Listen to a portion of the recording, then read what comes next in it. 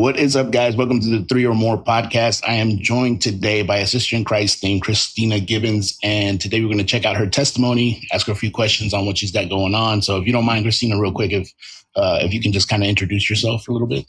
Hey, I'm Kristina Gibbons. I am made new, a lover of Jesus Christ, and I'm just here to see Jesus shine through me and everybody else. Awesome. So in the correspondence that we had on Messenger, you mentioned being a box checking Christian.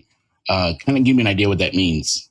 Okay, so before I actually had a relationship with Christ, there was just that religion, like my daughter wanted to go to church. And so I was like, okay, we'll go to church, check. Every once in a while, I'd even teach Bible study, but there was nothing there, right? I was a good person, check. I showed up just enough that Sunday morning service, but nothing else. There was no relationship. There was no feeling. There was no meaning to it. I could put scripture on my Facebook page, but I had no connection to it.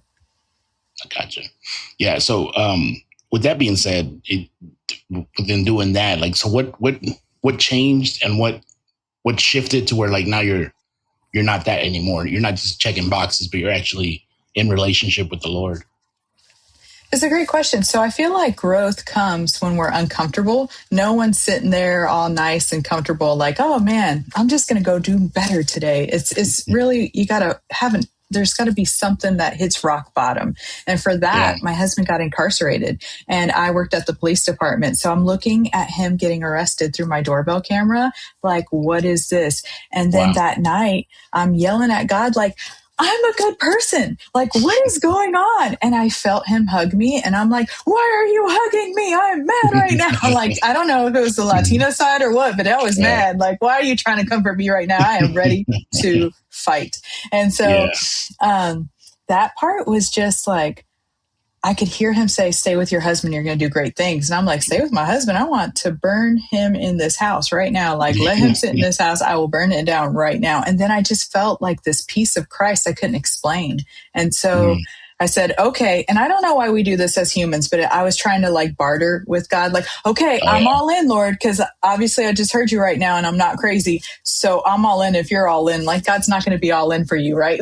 Like, he hasn't been here this whole time for me. And I was the one running. Man, that shows the love of the Father right there, doesn't it? You know, you're like just straight up just angry. You're kind of just going off on him and he hugs you. That's awesome. I was so mad. Yeah. So talk to me about like your salvation process. So like, for example, like you were like checking boxes, but in that moment you believed you were saved. So like, talk to me about how the Lord kind of walked you into relationship and not just the profession of Christianity. I love this. So I actually had a lot of questions and no one could answer them. And people would get offended because I asked the questions, just have a little faith or whatever. I couldn't find the answers to my questions. And I had questions about the Bible because one is confusing, right? When you've never read it before, you're like, why does this contradict? But it actually doesn't contradict if you understand the cultural context and stuff like that. And so I went on a journey, paid lots of money, go to school, try to, go to all these different leaders to learn that relationship. And so I was in a weird position in life where my husband was still incarcerated and I'm not single. I'm married and I want to make sure that that's clear, right? So I can't go in the married group because my husband's not there and they're going around as couples doing things. And I'm not going to go to the singles group. So like, where do I go? Where's the place for me? And what I love about God is he's like, maybe you're supposed to create that space. And so I started a recovery ministry. And then I fell accidentally in like, oh, now we're going to do a jail ministry. Now we're going to do a prison ministry. Now we're doing homeless and street. And so there wasn't something that needed to happen. And I was there to fill it. So now I was responsible for learning, growing, and trying to get better at that hunger for the Lord. So when people ask me questions, I wouldn't be offended. Sometimes it would be, that's a great question. Let's figure it out together because I have no idea. Yeah. I notice a lot with people that if they're ignorant on a matter or ignorant on a subject, like they tend to get emotional, especially if something that questions their beliefs. I just saw this debate or quote unquote debate with a Hebrew Israelite and a man that I believe was a pastor. And like the Hebrew Israelite was really like digging into some very deep, hermeneutics and all kinds of stuff. And then the pastor, I guess, seemingly wasn't as educated on that, and he was getting more emotional, and he just came off really bad, just a bad look for for Christians all. But I noticed that a lot when I was growing up, man. Things would happen, and well, that's God's will. Like, really, God's will was to give somebody cancer, and it's like, nah, I don't know. But those are tough questions that people do bring up. If people don't consider that God doesn't want those bad things to happen to you, but like what he said for Joseph, if you allow him, he'll use it for good. So what are we going to do with that bad thing? Maybe that test is part of the testimony. Yeah, for sure. And so that was good, man. So I want to talk about more of how like just your testimony, like just tell me more about that, about how God has really just been moving in your life, but has moved in your life and all that. So there was a lot of pride stripping where he was like, hey, every person you meet this season, I need you to say, my husband's in jail right now. And I'm like, why do I need to say that? And so I was like, hi, I'm Kristina. I run this jail ministry. I do it because it started because my husband was incarcerated. And if you need any more information, let me know. I'll be happy to help you. And I failed forward. I'd stumble on my words. I would make mistakes, but I kept growing and learning. And one of the things I learned in recovery ministry was, we got to lead by example, and you have these imperfect people watching you. You are their Bible. And so I had to be above reproach. So one day I'm sitting there at this Mexican restaurant and the Lord whispers, you shouldn't drink. And I was like, this Mexican restaurant would always bring me a margarita. I never had like a thing where I drink all the time or anything, but if I went once a week, they were like, okay, this girl likes her 2 tacos and her margarita. I got it. They didn't even ask me what I wanted anymore. We had a group of friends. We were always there every Friday. Right. And I said, I can't have this anymore. And so then people were like, oh, you're stuck up, you're whatever. Oh, you think you're too good for us. I'm like, no, I got to be above board, because if God said don't do it, I don't want to do it. Then I started thinking about it. And in North Carolina, alcohol is at the ABC Spirits store. And so I was like, oh, it's called Spirits. Maybe that's an example of why I probably shouldn't do that. But I didn't want to be a stumbling block for my brother or sister, right? And you're leading a recovery ministry. Is alcohol that important? And so God would test me on these things, these topical things that would happen. I'm like, I got to make a decision, and this decision determines whether I'm the best leader for the job or I'm going to be hypocritical like everybody else, right? Like, am I going to be the one that talks the talk and walks the walk? And I've made my mistakes, but I learned how to grow. And okay, yeah, I thought that way, but now I've learned more knowledge, and now I don't think that way anymore, and that's okay. And so I learned how to just forgive myself in the moments where I've made those mistakes, but not do them again. I want to kind of ask you about, given that, that established relationship with the Lord that you have, that you just talked about with, him bringing conviction, bringing you into growth and stuff like that. So how did he, in that relationship, like steward you into and out of the pain you were in, dealing with your husband being incarcerated? Whew.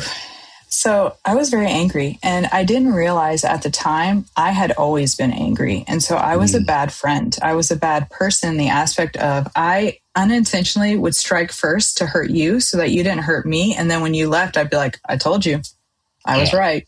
Right. And so I went through a lot of inner healing, and I went through a phase where I was like, I don't know what the surrender word means, but I'm going to break it down. I'm going to figure it out. And so I started to write and journal. I got a mentor, and she said, you need a journal. And I was like, journaling is stupid. I don't want a journal. I thought that was the dumbest thing, but it was the most powerful thing, because sometimes it was freeing to rip up the page. It was freeing to see the tears on the page. It was freeing to see the growth, right? There were so many different times where I was like, wow, I used to think that, or wow, God's blessing was right here and I never saw it. And now I'm looking back and I'm like, your hand was all in this. Why was I so thick-headed, right? And so I used to pray, Lord, and is this the worst prayer to pray? Don't do it unless you're ready for it. Hit me with a 2x4 when I need it. That's how I learned. Hit me with a 2x4. I don't have to pray that anymore. Thank you. I'm bruised evenly throughout my body. It's pretty good. But I've learned so much, and I was willing and I was hungry. And so I stopped lashing out at people. I tried to heal in the places that I needed to heal. And it was okay to say, I don't have the answer to this. I don't want to. And so I had to break up with the C word, that control that you try to have when you're trying to do everything, and let God be God. And so that was a very hard thing, to stop looking in my tunnel vision and trust that God is looking down at the bigger picture, and that I could just walk through it and I didn't have to have the answer. Man, that's good. Yeah. So, given that God is walking you through all this stuff like that, and at what moment were you like, you know what, I need to start helping others and start helping others, in ministry? Like, what led you to that point where you're like, all right, I've got to this point where I'm at now, where I'm at peace, or in relationship with the Lord, and how did you become someone that was like, you know what, I need to help others and going through similar things, or going through hard stuff? So I forced myself to do it right away. And I did it thinking I could be someone's assistant, or someone's like, hey, let me learn and do that. Cause I was so hungry and I was willing, and I'd do the work. I'd work full time. I was still mom. I was still, talking to my husband in those jail calls, those 15-minute calls where your life's kind of in this box of, oh, the phone's ringing, I got to answer it, or I don't get to talk to him. And I just helped as soon as I could. And I said, okay, Lord, I found this Celebrate Recovery place, and it's at a different church. Can we bring it to our church? And I presented it to the pastor and his wife, and she said, if you run it. And so I was like, oh, no, not me, like somebody else, right? That's what we all say. I got a problem. Yeah. I need you to do it, not me. And so I was like, okay, Lord, I'll tell you what. If you want me to do this, I need you to fund it. Thinking he wasn't going to fund it. And he said, okay. The next day at work, a gentleman came to my job, asked for me by name, gave me a check for $2,000 and said, here, this God told me to give this to you. And so I called the pastor crying. I'm like, okay, I'll do it. It covered everything. It covered start to finish, the adult ministry, the middle and high, the teens, everything, like the kids. And so I was like, okay, Lord, I see you. And so I didn't have all the answers. I was 5 minutes ahead of somebody else. And I just tried to lift people up as I went. If they didn't want to come, I didn't force it, but I'd have the conversation and people knew where I stood. And that, I think, meant more to them than I realized at the time. And so what can you say, like in helping others and, doing that in ministry? Like, what can you say has been your biggest takeaway as far as like, just relationship with the Lord, right? And how walking through this has kind of brought almost redemption. I don't want to say because Jesus is our redeemer, but I don't want to say redemption, but just kind of like helped you in yourself. You know what I mean? Yeah. Because I know when Peter denies Jesus, Jesus comes back and says, feed my sheep. He's like, Peter, do you love me? And he's like, yeah, we'll feed my sheep. So how have you kind of correlated that, with that Bible verse? How have you, seen that helping you out in your relationship with the Lord? I love that question. So I think I just am always just so transparent that I just throw it out there. And I'm like, guys, I made a mistake. And that was just part of my testimony for the day. Like, guys, I made a mistake, and this is where I fell short. And this is where the Lord convicted me. And we talk about it. And I think I shock people because I don't mind talking about my own mess. And how many times do you go somewhere and the Bible is so far away because it's not approachable in your own life? I try to be, okay, well, in real life, this is how we apply this. In real life, this is where I messed up. In real life, this is where we could do better. And so I tried to mentor people. And when I did, I would say things like, okay, you're supposed to carry your own load. That's scriptural, right? I'll help you, but you got to do for yourself. And so I made them work for it. And I would not allow a leader under me that was doing anything that would be considered blatant sin, right? We're human. We can make mistakes. And I want to lift people up on those things. I make mistakes.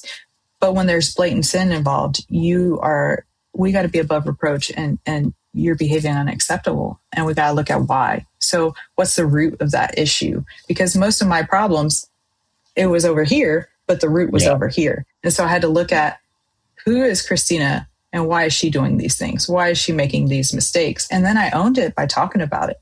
And it shocked people. And some people stay far away from you, like, oh, that girl be talking. But when you're talking about yourself and you're using it as a testimony, it's going to bring other people to Jesus. And that's what happened. Time and time again, people would be like, wow, you said something I was really mad at you for. I didn't talk to you for 2 months, but now I talked to the Lord about it and I'm not doing that anymore. And I'm like, praise Jesus, be mad at me. Let's go. Just change, right? Get closer to the Lord.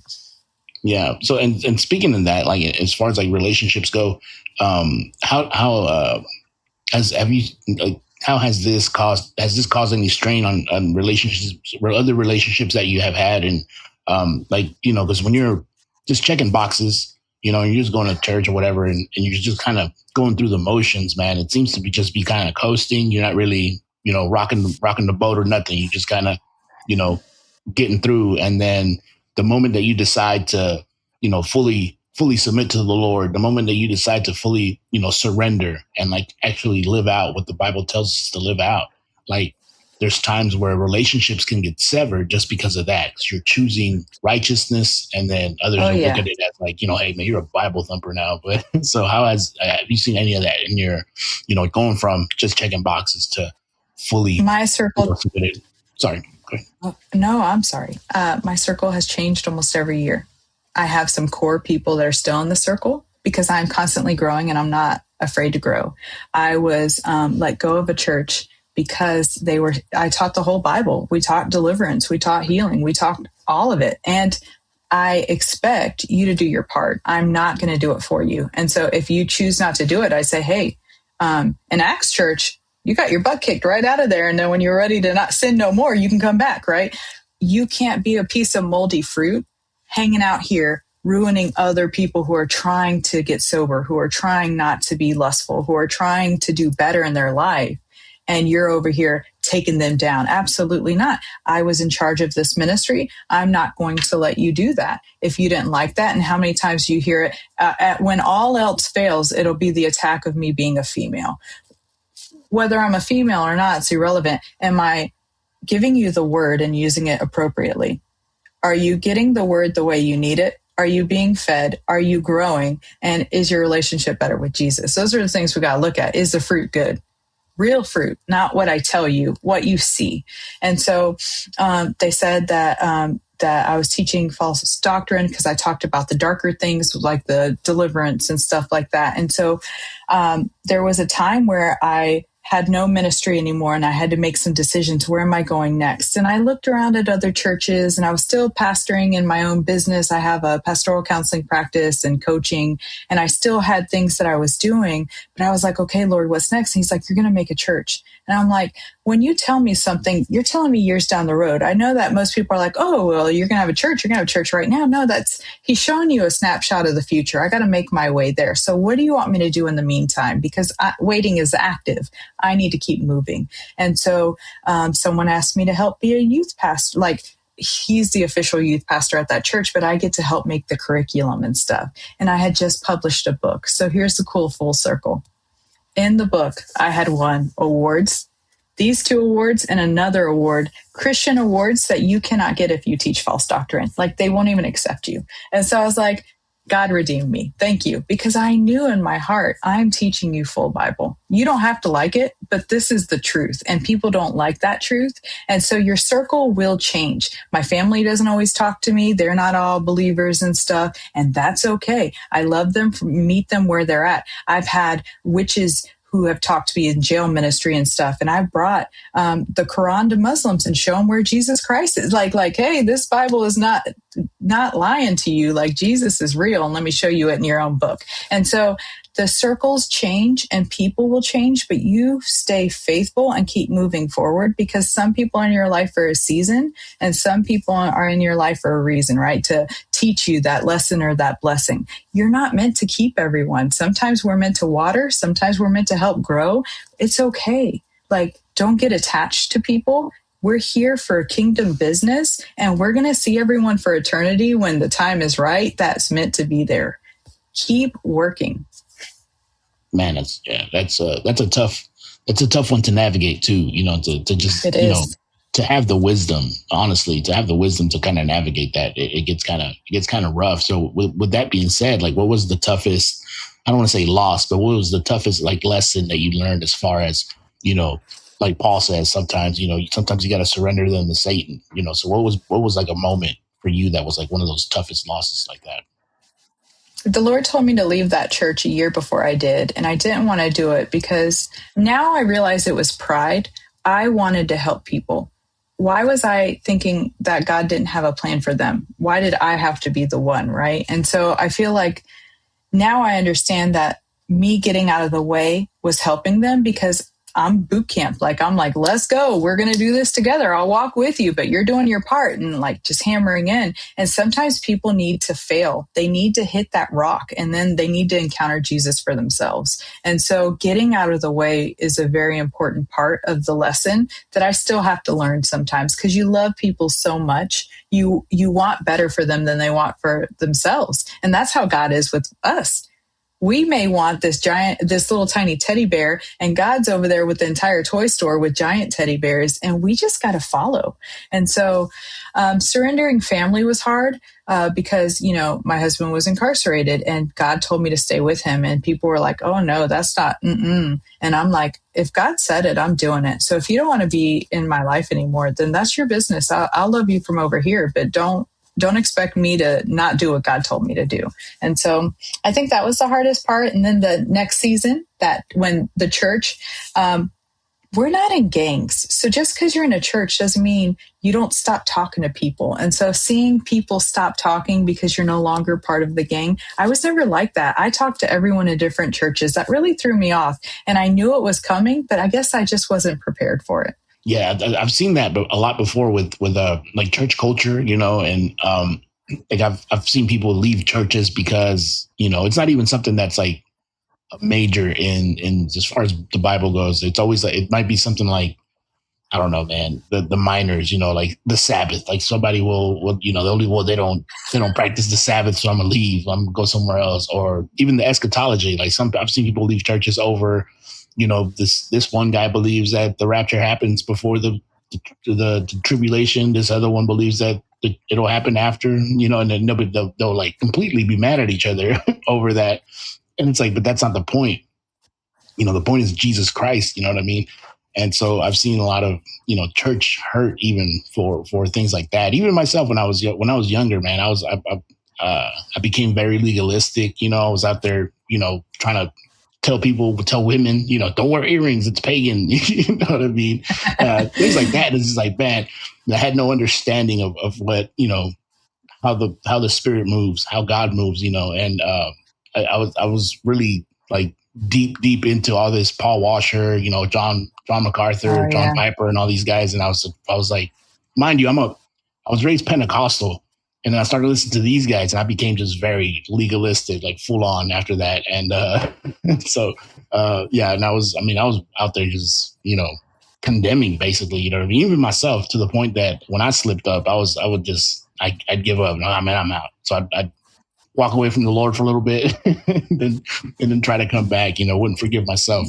But no, but yeah. Sorry, I'm starting getting off on a tangent. No, I But love it. yeah. So I could relate. yeah. And so you said that you left this church, and then dealing with gangs and, you know, the church cliques, Mm-hmm. and all that, man. And so um, how has that shaped the way that you move forward with interacting with people, you know, and in your teachings as well? Because I know that must have some influence on how you actually teach the word and all that. So I said I'd never work with kids, which is hilarious because God will never you like you've never nevered before. And now I'm doing youth ministry. Nice. But I I learned to tone down some of those blows. Like you were saying, I don't want to be legalistic, but in the deliverance side of things, there's so many open doors. And so I'm like, I personally don't want anything to do with certain things because I just don't want to open that door. If you choose to do that, that's your business. I'm not going to force you to do anything you're not ready for, that you're uncomfortable for. But there's certain things I just cannot accept in my space, in my personal time. But if you want to do it, that's your business. And that's how I've always been. The thing I needed to do first, first I was venting, and I shouldn't be venting because venting is not right. You don't, the negativity, you start to believe and all that. And I had to break up with that all over again. And I had to heal in a layer that I didn't understand was like weighing on my heart. But I think I was more disappointed because as church bodies, we should be teaching and getting people, ready and equipping and doing all this stuff. But the Lord sat me down and he's like, I have them doing what they're called to do. I have you doing what you're called to do. You weren't meant to be there. You need to go here. And I'm like, all right, like, so I had to learn how to, okay, you know what? This isn't what I agree with, but that's their calling. And maybe they're to get people's foot in the door and say yes to Jesus.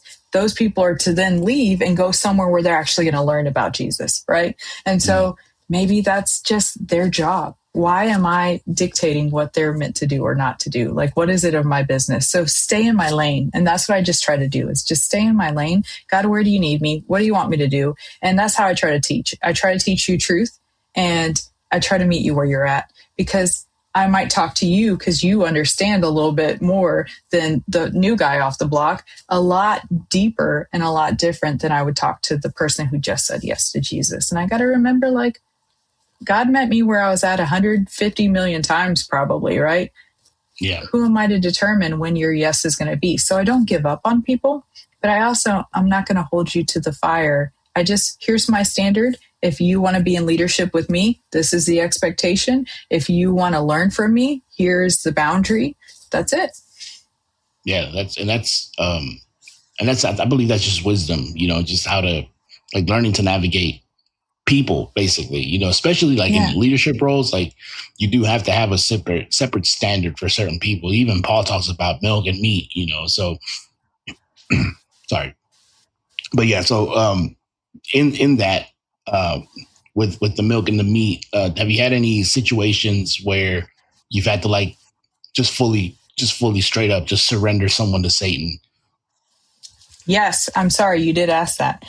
So there was, in jail ministry, sometimes they'll get out, and I always call it jail talk. Oh, I'm gonna come see you. Oh, I'm gonna give my life to Jesus. It's like, when you actually do it, I'll believe it. I'm gonna believe you until you show me otherwise, but it's just talk until you do it. And so this girl would come, and she'd come high, and she'd come drunk, and she'd come with her little crop top. And so I sat her down one day and I said, hey, listen, we're in a recovery ministry and you're beautiful, but people are here for lust.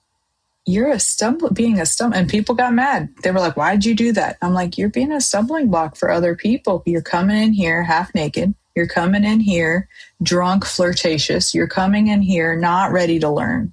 What is it that you're looking for? And I'm not trying to judge you, but, like, what's the purpose? Like, what's the root of this? Like, are you looking for attention? Because you're getting it. You're just not getting attention you deserve because you're smart. Why are we doing this? And she's like, no one's ever talked to me this way before. And I was like, well, someone needs to. Like, we need to have the conversation. Are you willing? And she actually was. I thought it was going to go south. I thought she's going to be mad. There were people who were in the church mad that I had said that, like, I was a Pharisee. And this girl was like, I never thought of that. I never thought that, because she was looking for love. That's what she told me after. And she didn't understand that she was already loved, and that we don't have to look a certain way or whatever. Not that she couldn't come that way if she wanted to, but she really was talking and not walking. And so I was trying to put your money where your mouth is. If you say you want to get sober, if you say you want to be clean, if you say you want to do these things, why are we still doing the same thing? And I think that's really hard for people. So she tried it for the first week or two, and then she fell flat. And she disappeared for a while. And I just kept praying for her. And I was like, Lord, I know she's going to fall on her face, but please.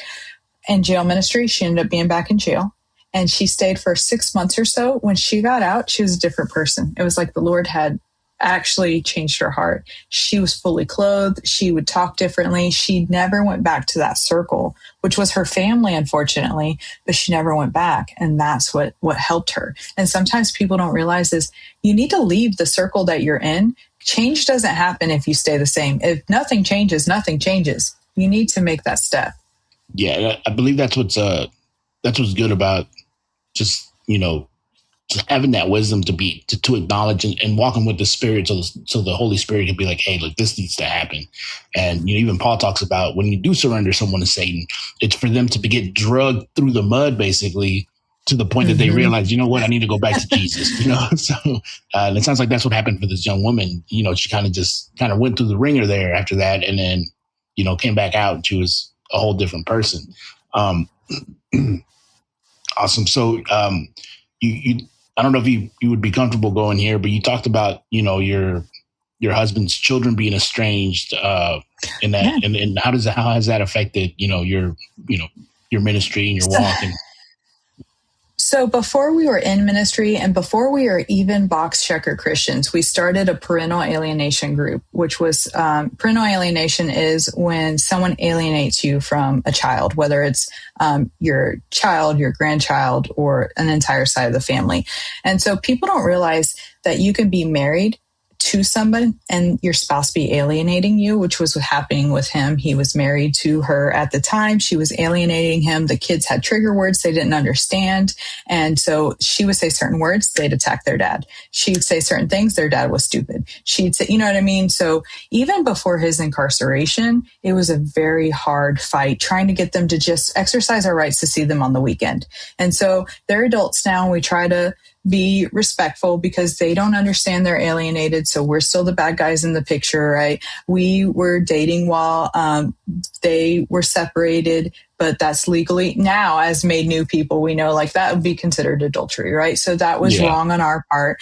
But we were so loud in our sin life that now that we've come to Jesus, we're so loud in our Jesus life. mm, And so our prayer is that the prodigals will return. Our prayer is that that anger and that misunderstanding and all the things don't prevent them from seeing who their father is now, who he is made new in Christ, all the love that we have for them. We're hoping that one day they will be willing to have a relationship. But until then, we're praying and believing. We're speaking life over them because their entire school career that we were together, we had papers to the teachers with our information like, hey, this person's trying to cut us out of their life. We want to be in every aspect. We want to know about the grades. We want to know about the events. If you don't tell us, we won't know. And so that is the most depressing group of people that you can see is people who are alienated because, they commit suicide. They hurt themselves. mm, They don't understand that you need to heal and be whole for the chance that they come back and they get to see a whole you.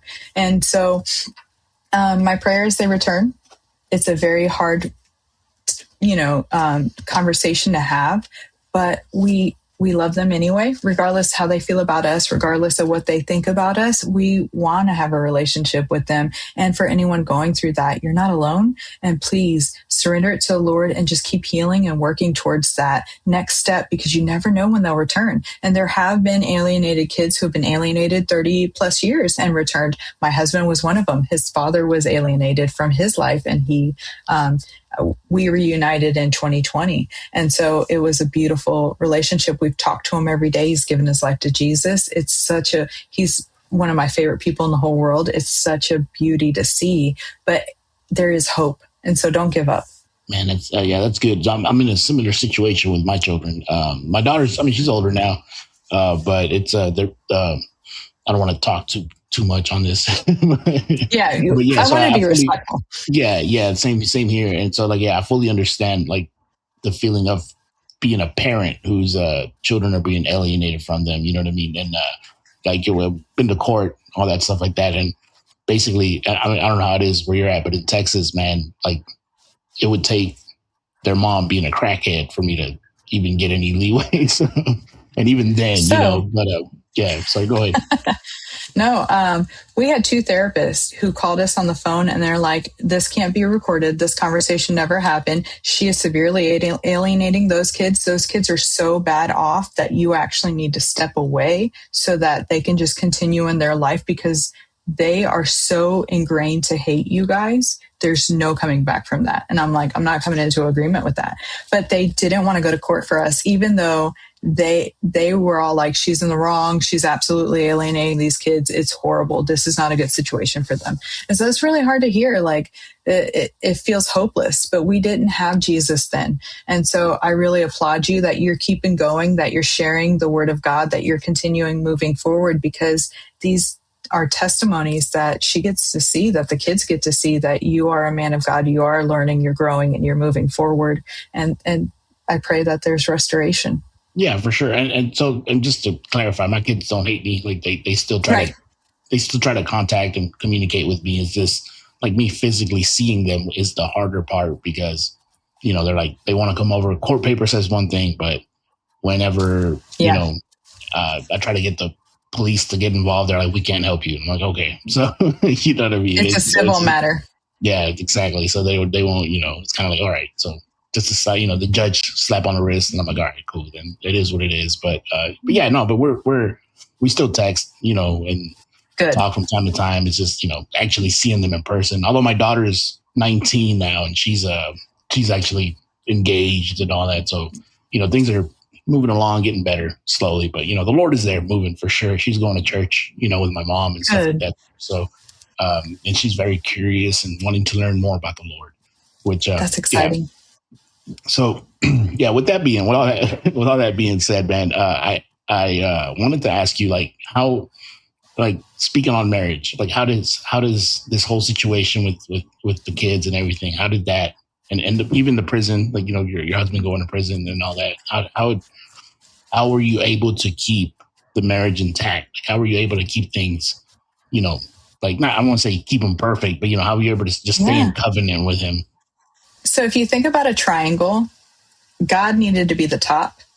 My husband's in one corner, I'm in the other. And you see how far apart we are without God. We had to have our own individual relationship with the Lord so that we could truly be one. And so I would handwrite Bible studies for him. I would send him Bible studies and we would talk about the word. And I say, oh man, the Lord, I see you standing like, you know how, and like the pirates, they stand up with their one leg or whatever. And they're like, I don't know, but I saw my husband doing that in the jail and I could describe the table to him. And he's like, I'm not talking in jail. And I'm like, you're preaching every day. I see it. Like I see it. And so one day he looks back, he goes, oh, I've been preaching every day. Like he's been sharing the word of God every day. He's preaching. People are coming to Jesus. We were handing out Bibles, had a Bible ministry in there. And we just focused on the Lord. And so we talk and we develop our own relationships and we would just grow closer to the Lord. And as we grew closer to the Lord, we were just inseparable, even though he was incarcerated, right? It just, the conversations hit different when you're serving the Lord together. And so, the very first time I saw him on a video chat, he was like, I'm so sorry. And the very first words, and I did not expect to say this, this was not on the list of things to say, was I forgive you. And that, if anyone knows me, old me, I forgive you would not have, when someone's dead to me, they were dead to me and that was it. And so I forgive you. And it was really weird because I didn't expect it. And I'm sure it was the Holy Spirit. I'm sure it was because the moment I said it, I felt lighter. It was just like powerful for me. And I was like, wow. And that's when I truly understood where you drink poison expecting them to die. I truly understood that saying about you need to forgive someone so that you're not drinking the poison.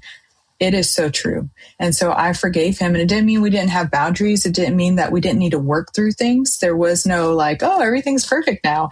It was, okay, how do we go forward? How do we do this? And so I was intentional on our conversations. And so was he. He was intentional on writing to me, calling me, talking to me. I was intentional on taking care of what we needed to take care of to continue to survive.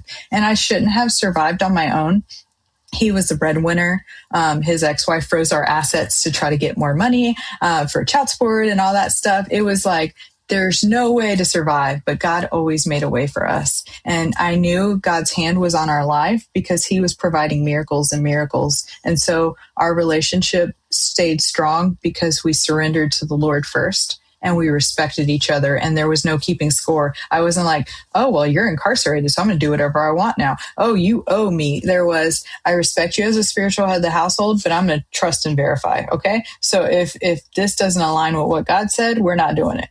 And so there was a lot of checks and balances and there was a lot of healing that needed to happen. And that takes time. I know there must have been with him going to prison and everything, like there must have been a sort of a breach of trust, right? Like something had happened where you were just like, well, I don't know if I can trust you anymore. So how did the Lord kind of walk you through, like, just reconciling that relationship, reconciling that trust? What did that look like?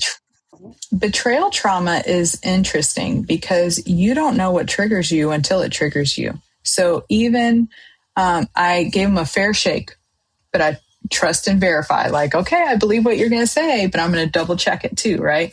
And so I didn't realize that things like having his phone in the bathroom was going to be a big deal when he got out.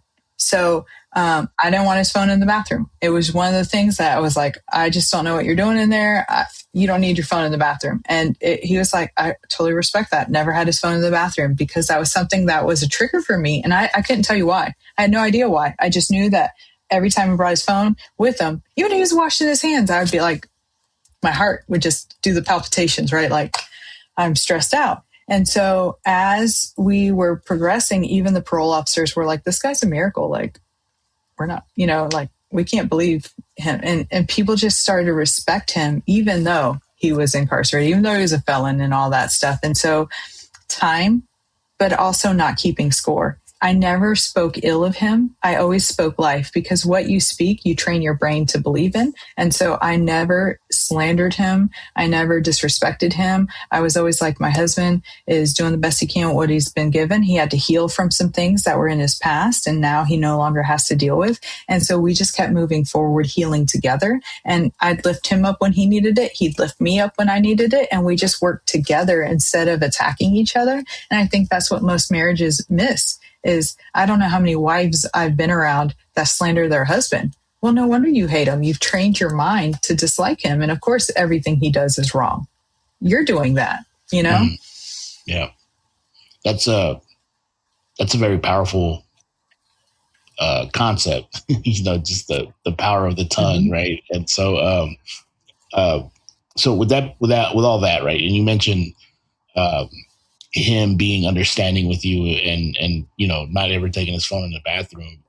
Can you give us more of an example of it? And not for you to like just speak on his behalf or anything, but like what would you say were the biggest things that he did in order to build the trust back up? Like, what would you say his, I don't know. What was his deal? Like, how did he accomplish that? That's a beautiful question. So with betrayal trauma, it is his responsibility to help me heal, because if he's like, oh, it's been 2 months, you haven't forgiven me yet, that's not going to help me heal, right? And so he would say, what do you need from me? And what do your boundaries look like? And I'm like, I don't know yet. And so we did research. We talked to like counselor and all that stuff, and just tried to ensure that we were healing in the right way, and that we weren't enabling each other's bad behavior, because we wanted to walk with the Lord and be surrendered. And even though we had been doing that, we were doing it individually. So when he came out, we had to learn how to do that together.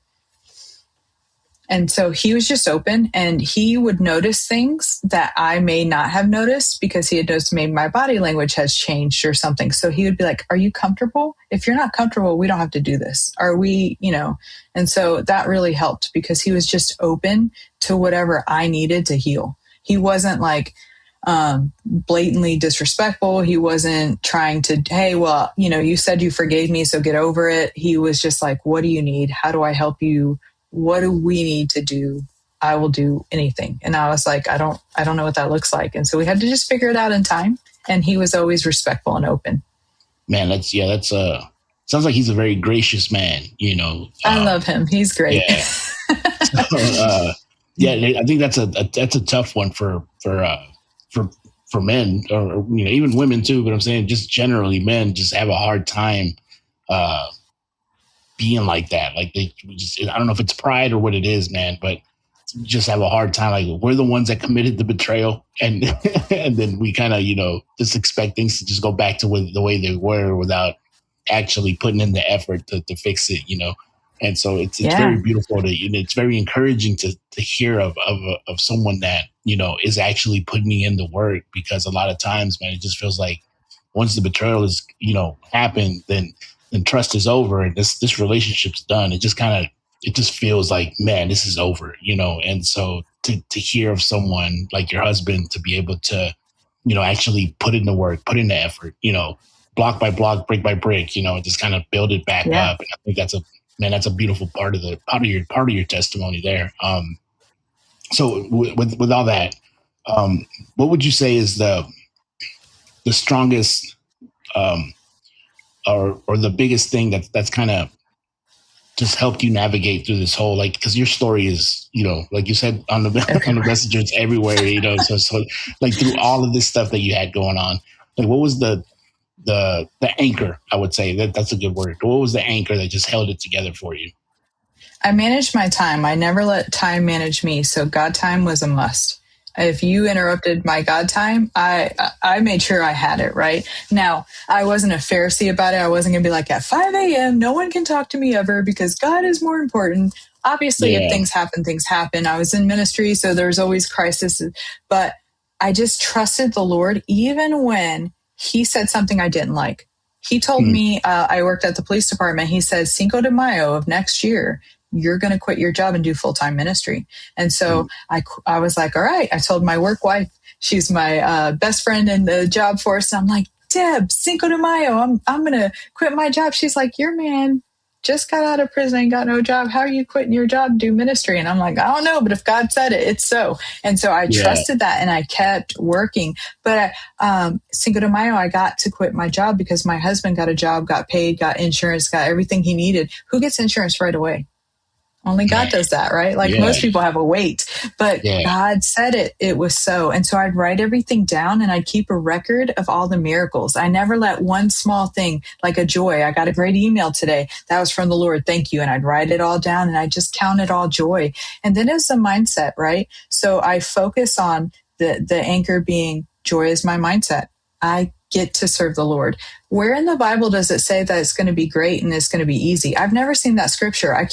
People keep getting blindsided by these hard things. They're like, God, where were you? And it's like, why wouldn't you go through a hard time? What are you going to do with it? That's going to be the message, right? There's always a mess and a message. We need to have the mess to keep going. And so my anchor was always that time with the Lord. My anchor was trusting and believing, even if I fell short, even if I failed forward, and understanding that, hey, we're just going to keep going. So I try to really trust that scripture where it says, don't worry about tomorrow. It's got its own problems, like focus on today. I try to just, okay, there's joy in the journey. What am I learning from this? Who do I have to help? What do I got to do? How do I get out of here?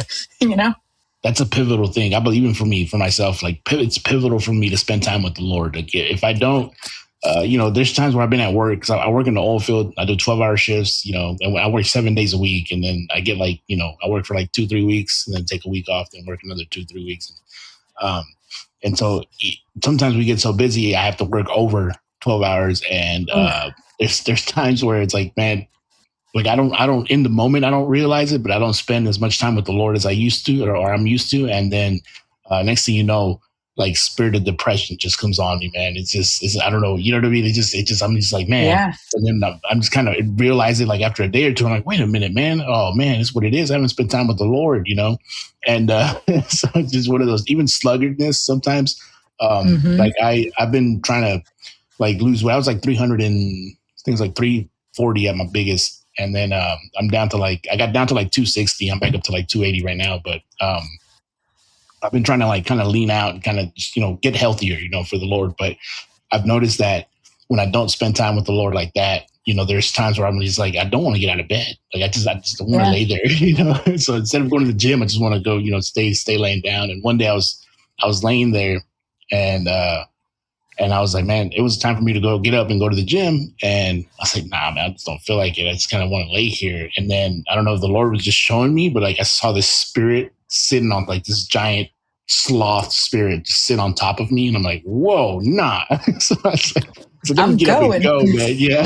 So, it's like, go. Like, that's wild. Like even in our health and even in like that, the enemy's trying to like keep us from, being healthy, keep us from, just relationship with the Lord, and just kind of, these things like that, man. It's just, it's very, it's pivotal for me to just, spend time with the Lord, whether it just be 5 minutes, whether it be, just reading the Bible for a few minutes, or just a chapter or whatever. Something has to happen. I have to have him no matter what. If not, then I'm viable to just go eat a bunch of pizza, so I get that. Yeah. If I could add something real quick, congratulations on the weight loss. My husband lost 50 pounds. I've lost 40. We're trying. I'm like, man, this face, we're working on it, but it's a big deal. And it's for the Lord. It's like, your body's your temple. Yeah. But pause, pray, reset is a good one. Like take a moment, pause, pray, and then reset your attitude and your mindset, because that mindset matters. And then the other thing is I like to worship, like WAR.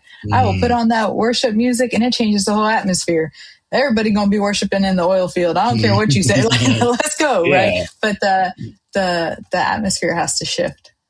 Oh yeah, for sure. Especially, just especially out here, man. It's all dudes like everywhere. It's and like the culture and just the atmosphere is like very lustful, like very like it's insane. Like I've seen, and not to get all super spiritual Pentecostal, but I've literally seen the spirit of lust like bouncing from room to room, like these man camps that we're staying in. I'm just like, whoa, So I see like, in the spirit, so I know what you're talking about. And it's crazy, you know what I mean? And so one time, and not to get all super like that, but I was laying in bed and there was this spirit trying to break into my room. You know what I mean? Like it was like I was like, man, I thought it was a person, like, but it was like it was in the spirit that I was seeing this. It wasn't physical, but sometimes like I can't tell the difference, and so like it was like something was trying to break into my room, and it like kind of peeped in through the window, and I was like, nah, you don't belong in this room. You gotta go somewhere else. Like, this is not where you come through, man. I'm sorry, you can't come in. They have to flee. Yeah. And so, but it's crazy, man, just how much you see it. But the Lord still works out here. Not to just talk about me right now, but it just, that's okay. The Lord still works out here. Like I've seen, like atheists get healed, back pain or whatever they have. Like I've seen that happen. I've seen all kinds of stuff, man. People just kind of look at me like I'm crazy, but when the Lord shows up, he shows up, So, but it's still, it's a field, so you gotta put the work in. But yeah, so given that let's see, we're 52 minutes in. I'm trying to see, like, is there anything that you would want to just kind of touch on that I didn't talk about? Is there a preference on what you'd like to hit? No. Just, yeah, you go ahead. You were talking about some of this stuff, just like people hitting in the oil field. And I think it's really cool to have the conversation. I don't think Christians are equipped to talk about Christ. Like we need to understand the Bible more. God told me while my husband was incarcerated to allow a woman to stay in my house who I barely knew. And she was a practicing witch. And I was like, Lord, I'm a leader in a church. You want me to have someone who's a witch in the house? And she was very nice. She was always very nice. And make no mistake, like you can have conversations with people, but there's a difference between bringing someone in your home and having a conversation with someone. And I said, okay, Lord. He said, she's going to deny you 3 times like Peter. I said, okay, that's all right. Very specific. So I said, hey, I'm renting a room. I know you're looking for a place. The Lord gave me a specific amount to charge her. It wasn't very much. And it was for her to get on her feet, for him to show her his love for her. And so she came in, she had denied me 3 times, just like he said. She finally was like, hey, are you sure? And I'm like, yeah, come on in. And people were like, why do you have this lady in your house? She's clearly a witch. I'm like, if God said do it, your opinion's irrelevant. And so you got to be really firm on that. Here's the cool part, and maybe one day she'll be on here, but she gave her life to Jesus. I got to baptize her. She got ordained and she wrote a Christian devotional. And so now she's ministering to people and hitting people right where they need it because she knows and understands. And so God can do anything. Don't box him in. We do this. We put them in this tiny little space. We've got to not do that. We just got to trust and be obedient and do our part. I mean, I would love to have her on here, talk to her about her testimony. That's pretty cool. But we tend to put God in a box. Especially like me growing up in a Pentecostal setting. Even then, like, and Pentecostals are known for, the spiritual and super, speaking in tongues and all that stuff. And even then I would meet some that would be like, well, God wouldn't do that. Like, well, how do you know? Like, you know what I mean? Like, I've seen God do things that aren't in the Bible. So like, how do you know what God wouldn't do? And it's one of those things, like, man, if you're in relationship with the Lord, like, yeah, the ultimate authority is the word of God, straight up. Like, if it contradicts the word of God, then it's not biblical. But, at the same time, like, in relationship with the Lord, he might ask you to do something that is not in the Bible, but it doesn't contradict his nature. Like I think that's the thing Yes. that people don't understand. Like it doesn't contradict his nature for you to let someone into your home that he's gonna use you to reach them. You know what I mean? And he knows you, he knows your spirit, he knows what you carry, and he knows what she carries. So I believe Mm-hmm. if the Lord would have, if it wasn't the Lord, then we wouldn't have the outcome that we have now, and that's Right. how, And it's not everyone. He didn't yeah, say, let everyone in your home. yeah, This exactly. specific person for this Mm-hmm. instance. And she said it was because you followed Jesus at home, like you said you did I was the same person. Another good thing is like God moves. We have to be the hands and feet for some of the prayers, right? Some people have prayed something and there's a delay, like the Prince of Persia fought for 21 days for the answered prayer Daniel had. But another thing is, what if he's asking us to partner with him to answer somebody else's prayer and we say no? So he's like, all right, I'm going to go down the list. I'm going to give you the opportunity. Even though I know you're going to say no, I'm going to give you the opportunity. And we're delaying someone's answered prayer. We're the one that's blocking that blessing. We're the ones that are doing the things that we shouldn't do. And so it allows us the opportunity to learn and grow and hopefully fail forward. Oh yeah. And that's something that also you gotta, I think a lot of people don't understand. Like they want perfection, like right off the bat. They want everything just perfect, and man, we're flawed. So in this and everything, we're flawed straight up. And so in everything that we do, Mm-hmm. we will be prone to failure, And even I was with my wife, we're at Walmart, and I walk up to this kid, and sometimes I get impressions from the Lord to go pray for somebody. And so I walk up to him, and I had an impression that maybe his ankle was hurt or something. It's like, hey man, that's weird. Like, is your ankle hurt? And he's like, no. I was like, oh, okay.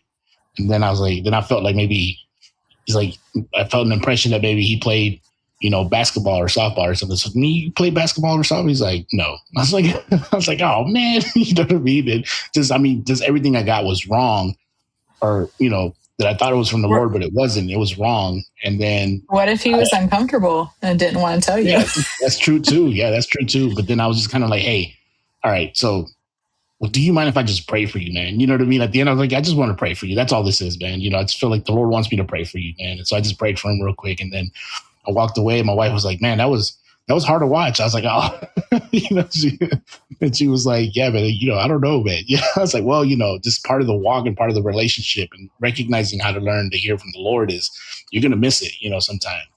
But that kid, he did walk away with a smile on his face. He said, man, I really appreciate this, man. You know what I mean? And I was like, okay, well, that's the point. You know what I mean? That's the I love point that right you didn't there. give up. That's Oh no, important. yeah, yeah. I used to because I'm from the hood in Houston, and so I used to just kind of walk up to people, yo, let me pray for you, go like that, like, yo, let me pray for I you. was rough like that. Yeah. That jail ministry, you got to be direct, man. Oh yeah, for sure, man. I bet. But yeah, man. So I kind of learned to kind of be more calm, more chill about it. But yeah. So as I was talking to you right now, does the name Lisa mean anything to you? Yes. Who's Lisa? Well, it depends on which Lisa you're going for, but the first Lisa that came to my mind is a dear friend. Okay. I mean, I don't know. It just as probably about 30 minutes ago, the name Lisa just started. Lisa, ask her about Lisa, ask her about Lisa. And so I don't know who Dear that would friend, be. Yeah. in transition, Okay. career Well, transition. yeah. And so I don't know. I guess I can pray for her later on or off camera. Yes. I don't know. But yeah, Whatever. for sure. She is an amazing woman and people don't value her. But the problem about being the strong one is that instead of being rewarded with help, you get rewarded with more work. And so she is a very strong, strong woman. And so her reward is more work when there should be more help. Man, that'd be tough to navigate, I think. Yeah. Oh yeah, she is a phenomenal woman of God. And honestly, if I ever grow up, I'd like to be like her. That's funny. That's good. But yeah. I feel like the Lord wants to give her a word. I don't quite have it right now, but I'll pray about it. Okay, And then yeah. I'll probably message you later on. Just Awesome. I'll on send it that. to her. But She'll be honored. yeah, that's crazy. This is the second time on the podcast this has happened. where the Lord is Let trying to God give me work. a I'm word. like, Yeah. whatever you want. Yeah. So that's funny. But yeah, so anything else you'd like to share with us? I know you mentioned a Um, book, right? You have yeah, a book that so you wrote. I wrote a book, From Battlefield to Breakthrough. And what I really love about it, it has all the things I wish I would have known when I said yes to Jesus. And so it has a lot of topics. And the important part is that we got to understand. We absolutely have to understand what the Bible means. And we're not going to do it by reading the Bible alone by ourselves. We are supposed to be in community. And so it's important to read the Bible by yourself, absolutely, but also be in community and learn. And so this is a workbook that breaks it down, has a little bit of my life in it, gives you an example. Now it's your turn. And we learn by doing. I learned faster because I put myself in situations that I had to do it. And so we need to lead by example. We need to be leaders. Whether you're a believer or not, that you're a leader, that doesn't matter, because the moment you said yes to Jesus, you became a leader. People are watching you, your kids, your family, your coworkers. You are the Bible that some people will only know, right? They may not pick up the book, but they're reading you. And so, what are we doing with that? Are we being good stewards? And this book will walk you through a relationship with Jesus so you understand the tools that you have in the toolbox. It will not give you the relationship, it will show you how to have the relationship. And I think that's the important part. And that's what I've experienced that people are missing the most is like, how do I do this? And I love when people ask me questions. And if you're like an atheist, read the book and challenge me. I dare you. I guarantee you at the end, you give your life to Jesus, right? Because it's okay to ask questions. It's okay not to know the answer. It's okay. Don't be offended when people ask you questions. And so if anything, I just pray that people understand that they're enough and that there's no condemnation for those in Christ Jesus, that we don't need to drink that poison expecting other people to die. Stay in our lanes and keep moving forward. Jesus, right? What did the Bible say? I'm Lord of the Sabbath. Do we need to take the Sabbath on a Sunday, or can we take it on a different day if God has us assigned? Are we going to stop serving the Lord on Sunday just because it's the Sabbath, or are we going to do what God told us to do, right? It doesn't contradict his word. And so we need to know the word for ourselves. We need to not be people who trust our TED Talk pastors, right? They're giving us the TED Talk. Okay, but what are we doing the rest of the week? There are 24 hours in a day. Do we serve the Lord the entire day? Yeah, I think that's very important to have community, right? To not just try to lean on your own understanding, right? Of course, you lean on the Holy Spirit, but there's a lot of people. Christians just don't have a lot of information, and I think it's because, like, I don't know, because they're just too reliant on the pastor or just too reliant on the YouTube videos. But like, there's a lot of church history that you could look into. Like, there's a lot of just commentaries out there. And yeah, mind you, some are good, some aren't. But Oh, yeah. just let the Lord lead you into that. But yeah, just, I mean, there's so much, man, out there that there's theologians that have been dealing with some of the questions that people have for centuries. Since the beginning. You got commentaries as early as the second century, I think. And there's where we get the word Trinity from was from a guy named Tertullian from Africa. Like, it was, it's just like things that Christians just have no idea about, where it's like, well, this is where this comes from. And like, the reason that we worship on Sunday is because of this, or the reason, Yeah. the reason, like, Christmas is on the 25th is because this Bible scholar, like, kind of thought this, and he kind of put Jesus' birthday on that day because of this reason. So it's like that and then you have atheists and people that oppose the faith that'll say, no, that's they're celebrating Saturnalia and all this other pagan stuff, and that's they Mm-hmm. just go off, and it's like, well, that's not absolutely true. Like, that's not why. So it's just, I mean, different things like that. There's a lot of church history people can look into, and I think a lot of Christians just aren't equipped, to kind of go there. They're You know what I not. mean? They're not equipped to answer some of the basic questions of the faith. Like, what is, what is the Trinity, or like, why is Jesus considered God? Like, where does the Bible teach that? And so yeah, there's different things like that we're just not equipping our brothers and sisters in. And I agree. yeah, you're right, man. We should not get mad when people ask questions. If you don't know, just straight up say, I don't know, man, but we'll look Yeah, into it. it's okay. Yeah, so I don't know if you know who Cliff Connectley is.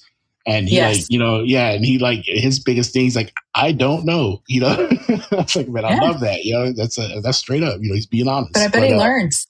yeah, He for goes sure, and finds yeah, out. and yeah, I just love that guy. But yeah, that's a big part of it, man. Just being humble, being like, hey, I don't have all the Mm-hmm. answers, but and we'll look at it, we'll look for it together, Um, Yep. but yeah, man. So what was the name of the book again? From Battlefield to Breakthrough. Very Battlefield excited to about Breakthrough. it. Okay. Yes, and it's won several awards. And it's not even about the awards. It's really a relationship with God. If one person says yes to Jesus, that's that's my heart for it. Right? Yeah. Is um, to have that better relationship and the understanding. What does this stuff mean? Why does everyone keep saying this Mm, stuff? And so my goal is that it breaks down enough for you to have your own relationship. You can have the tools. How many tools do you have in your toolbox? If your mm, wife went to go use those tools, she's not going to know how to use them, right? yeah. This will help you use the tools you already have. And that's the goal Gotcha. is if my husband needed to repair something and he asked for a tool, I have no idea. I can Mm, give you a hammer. We're yeah. getting close with the wrenches. But Yeah. so it's important to understand the tools you have because sometimes we already have the tools we need. We just don't know how to wield them. And the Yeah. word of God is a sword. We need to know how to wield a sword. And if you know anything about weapons, a sword is an extension of your arm. So once you Mm, know it, you know absolutely know how to wield it. And yeah. so know the word for yourself, use it as a sword and you'll go far, right? And that's the goal. Is that's why I do pastoral counseling and coaching is if you don't know how, I'll help you. But you need to get your butt kicked to do it. You're going to actually have to put the work in, and people don't like to put the work in.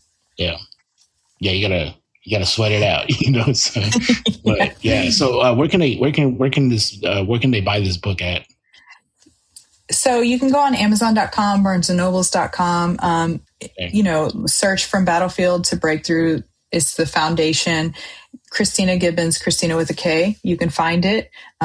And I'd love to hear back. So give me feedback. Don't just get the book, do the book. It's not enough to have it on your shelf. It's important to do it and give it a fair shake. It's free on Kindle Unlimited right now. So if they can check it out before they buy it if they want. Okay. Awesome. Also, I wanted to ask you about your social media. Like, where can people find you? Are you on YouTube? All that. Yeah, so I'm working on the YouTube thing. The Lord tells me to be on podcasts and be on YouTube and do that. But if you know me, I'm more of a closet introvert than people believe. They don't believe me because I'm always talking. But if I Yeah. could be in my pajamas hidden somewhere, that would be my thing. But Mrs. Kristina Gibbons is Facebook. You can find me there. It has all my socials on there. I'm on Instagram, Pinterest, YouTube, everywhere. And so my goal is you focus on the relationship with Jesus. I'm just a little person, right? It's more Jesus, less me. Yeah. All right. Well, with that being said, is there anything else, like one last thing you might want to give advice on, or anything that you might want to might want to share? Yeah. So the Lord keeps telling me to say, everything's in your mind, right? It's a Mm, mindset. So if I have to do something, it's like, I have to do this. I get to do this. And so change how you think about it. I get to be here. I get to help this person. I get to do this. And that'll change everything for you if you understand the shift of your mind instead of having to doing something and getting to doing something. okay. That'll work. Well, I appreciate you coming on. Thank you for just sharing with us. I know Thank you for it having me. takes a lot, honestly. I can imagine like just what it takes for you to be able to open up about everything that you've been through, just because it just seems so personal. Like everything you've been through, it's very personal, I would think. And so thank you for sharing that with us. Thank you for being vulnerable. And maybe we'll catch you on the next one. Yeah. Thank you so much. Awesome. Thank you so much. I'll let you get out of here. Love you Bye. guys. Peace out.